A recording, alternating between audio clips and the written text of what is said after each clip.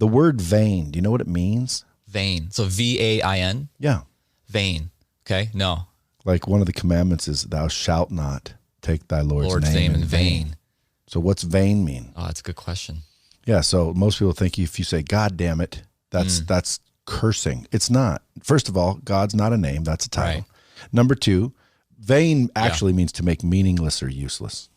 So when he says, don't make my name meaningless or useless, that's what he said. I learned something. True. And if you look this up, you'll start seeking. I started seeking and looking, and basically, thou shalt not take the Lord's name in vain, which means don't make it meaningless or useless.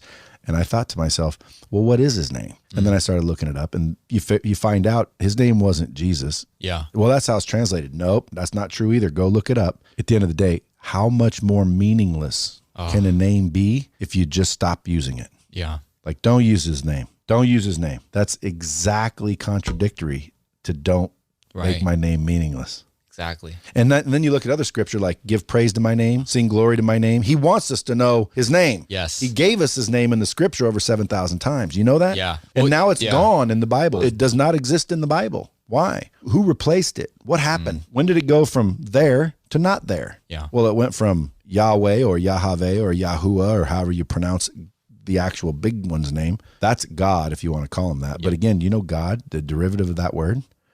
Goad, which is derivative of a pagan word for goat. A goat.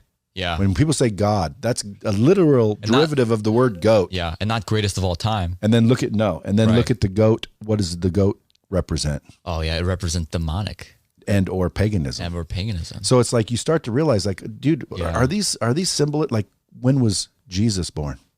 Oh, well, people say 0 BC. No, right? When was he born? When was he born? Oh, man. When do we celebrate his birthday? Oh, got it. It's actually in July, isn't it? Yeah, but when do we celebrate his birthday? Well, it's Christmas. Yeah, December. Why? Right. Why? Well, they did it. I think the historical lesson was they did it to replace a pagan god. Like they used to celebrate the pagan god in December. Why do you celebrate Christmas as Jesus' birthday?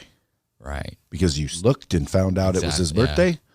Or because you just were told to? We were told to. Right. So that's what I'm trying to tell people is, man, if I've stumbled onto something, ultimately what it means is the scripture, seek and ye shall find. Yeah. If you look, you'll realize the things we've been told that we just accept aren't necessarily true. Do you know that? Well, you know what's crazy is I was reading John 17 this morning, and it's a very intense moment, but it's like when Jesus is right before he's about to get captured, arrested, crucified, and he's talking to the Father. In the Garden of Gethsemane or something yes, like that. That's exactly right. Great pronunciation.